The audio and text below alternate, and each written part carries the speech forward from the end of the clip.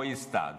Vamos seguir no RS em Pauta com meus próximos convidados agora, falando sobre saúde, falando sobre a campanha Agosto Branco, que chama a atenção da sociedade para a prevenção do câncer de pulmão. Estou recebendo aqui os oncologistas, Dr. Juliano Coelho e a doutora Ana Gelati. Doutores, sejam muito bem-vindos.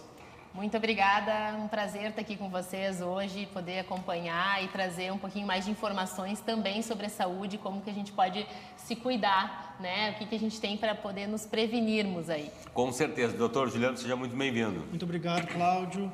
É um prazer estar aqui com vocês, podendo falar sobre esse tema que é tão caro para nós dentro da oncologia, que é a prevenção do câncer de pulmão.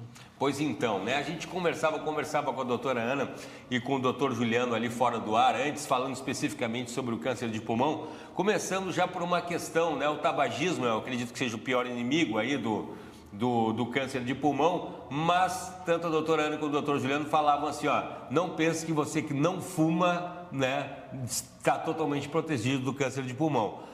Falando basicamente sobre a campanha, que é a questão, doutora, eu começar conversando com a doutora sobre a prevenção, né? A gente tem o câncer de mama aqui no estado, tem o câncer de próstata, assim como esses tipos de câncer, o câncer de pulmão também é necessário exames de prevenção? Também, exames a gente chama de rastreamento, né, ou de screening do câncer de pulmão, e é extremamente necessário que o maior número de pessoas saibam que a gente também tem rastreamento por câncer de pulmão.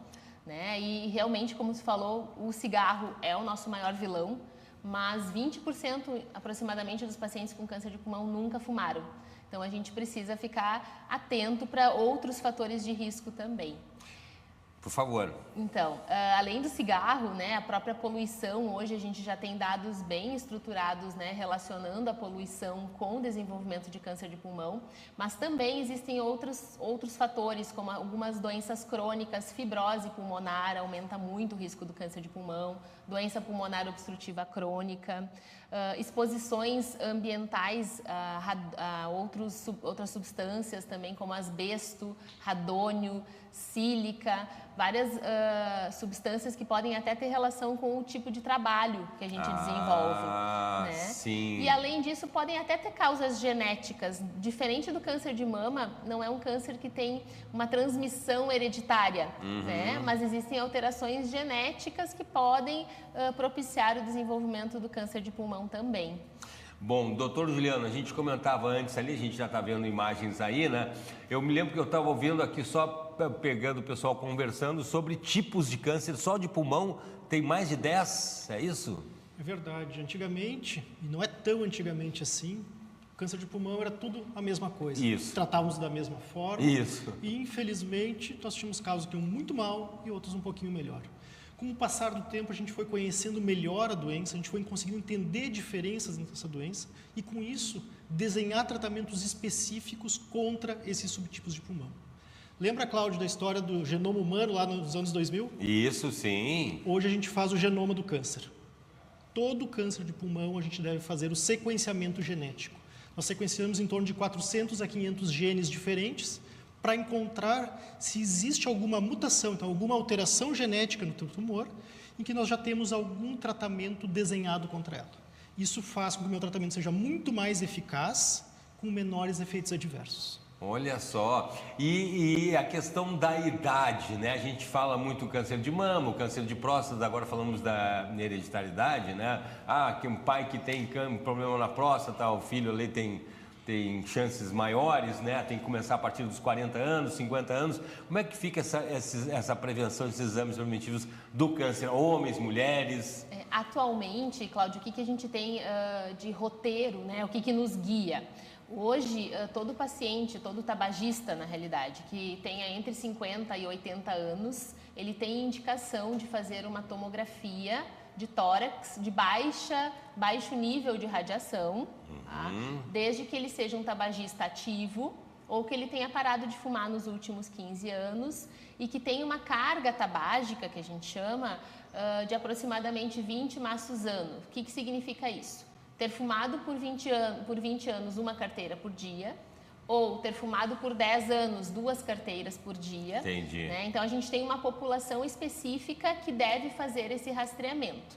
No câncer de mama, por exemplo, esse rastreamento é feito com mamografia. Sim, né? Para uma população específica de mulheres, né? A partir dos 40 anos. O câncer de pulmão é a partir dos 50 anos, para a população atualmente tabagista ou que deixou de fumar nos últimos 15 anos. Boa. Se estuda aí uma ampliação, né, dessa população alvo desses exames. Mas hoje, né, aqui no Brasil, de 50 a 80 anos, os pacientes que fumam devem fazer uma tomografia com baixa dose de radiação para a gente poder detectar de forma precoce o câncer de pulmão. Né? O que significa isso? Encontrar lesões que sejam pequenas o suficiente para a gente poder oferecer um tratamento curativo ou mesmo encontrar alterações que ainda não se transformaram num câncer de pulmão. Perfeito, né? Uma tomografia de pulmão, então, uma radiografia, como o pessoal conhece, não é radiografia. Não é radiografia. É uma tomografia. É uma tomografia. De baixa radiação. Isso. E o valor, esse está disponível pelo SUS, não está disponível pelo SUS? Como é que funciona? Uma das dificuldades que a gente tem nesse setor é que a gente tenha um planejamento, né, e um programa de rastreamento.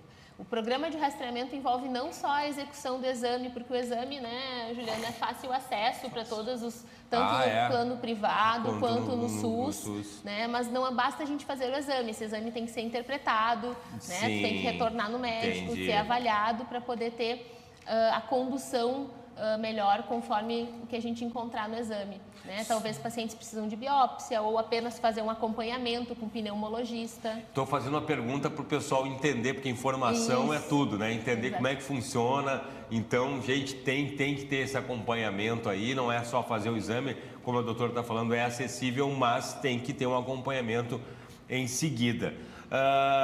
Outra questão também, aí depois o médico vai orientar, né? Mas tem 50 anos, fumou, vai fazer um examezinho ali que, isso aí. né? E não precisa ficar com medo. A gente fala também nos colegas médicos sobre a questão do câncer de mama, câncer da próstata ou outros tipos de câncer de pele aqui no sul, né?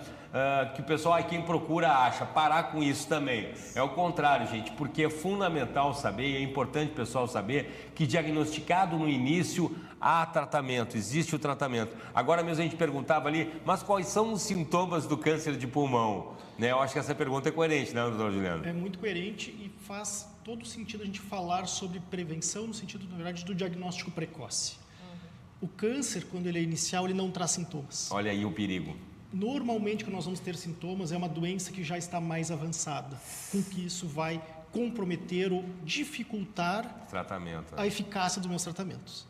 Fazendo a tomografia de baixa dose de radiação nessa população de alto risco, nós vamos aumentar o número de diagnósticos de doença ainda em pacientes assintomáticos. Olha só. Com isso, eu consigo tratar esse paciente, aumentando as chances de cura dele. Olha só. Esse é o grande ponto. Qual que é a grande mensagem? Pessoas com mais de 50 anos que fumam, e a gente faz uma conta bem fácil, como a doutora Ana estava explicando, número de maços de cigarro que fuma por dia, por número de anos que fumou. Se der mais do que 20 e você tem mais de 50 anos, tem indicação de fazer o exame uma vez por ano. Olha aí, ó. Mas, Cláudio, uma coisa super importante, não adianta fazer o exame e deixar ele dentro da gaveta. Isso. Sim, porque é acessível e tal. Olha aqui, ó. O exame deve ser feito e levado para o médico para ser interpretado. Isso faz toda a diferença. Já cansamos de pegar pacientes que fizeram exames e que ficou por lá esquecido. Gente, olha só, sim, porque é acessível e tal. Fiz o exame ali, né? Fiz o exame. Estou bem, estou me sentindo bem, não tenho nada. Está tudo ok. Outra questão também que é importante, informação, viu, gente? Que legal. A questão do cigarro eletrônico também, né? A gente está falando do tabagismo tradicional. Hoje a gente tem visto uma parcela de jovens aderindo ao cigarro eletrônico com a promessa, né, de que o cigarro eletrônico é menos nocivo do que o cigarro normal, convencional. Isso não é verdade. Não é verdade. Acho que isso é uma das nossas grandes preocupações, assim, em termos de saúde e principalmente com os jovens, né? A gente vê uma parcela de adolescentes, né, de adultos jovens usando o cigarro eletrônico como realmente se fosse algo inofensivo, né? E hoje a gente já sabe que o cigarro eletrônico ele causa doenças pulmonares crônicas. A gente já tem várias relações, inclusive com casos de óbito, especificamente por causa do consumo do cigarro eletrônico. O cigarro eletrônico, ele usa nicotina, então ele tem um poder de vício também, ele pode causar abstinência. né? E existe uma combustão, existe uma queima, existem várias substâncias dentro do cigarro eletrônico que podem ser cancerígenas. E o desenvolvimento dessas doenças crônicas, pulmonares principalmente, acabam sendo fatores de risco também para o câncer de pulmão.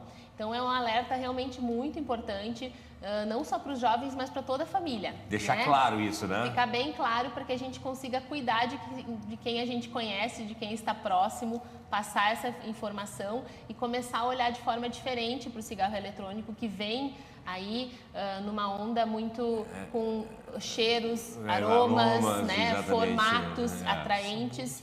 E se a gente for lembrar, né, é uma campanha muito parecida com o que existiu quando se começou a usar o cigarro. É verdade. E era algo que era bonito, né, era elegante, né, demonstrava status. Isso. Né, e hoje a gente tem, felizmente, o Brasil é reconhecido internacionalmente pelas campanhas anti-tabaco. Sim, né? até foi uma as restrições de se fumar também. Exato, né, dos locais com proibição. Isso é reconhecido em outros países de uma forma muito positiva. Eu acho que serve para a gente se aliar aí, né, à informação, à mídia, para que a gente possa divulgar e as pessoas tenham mais conhecimento e fiquem atentas realmente ao uso do cigarro eletrônico, que, querendo ou não, não é nem... ele não tem...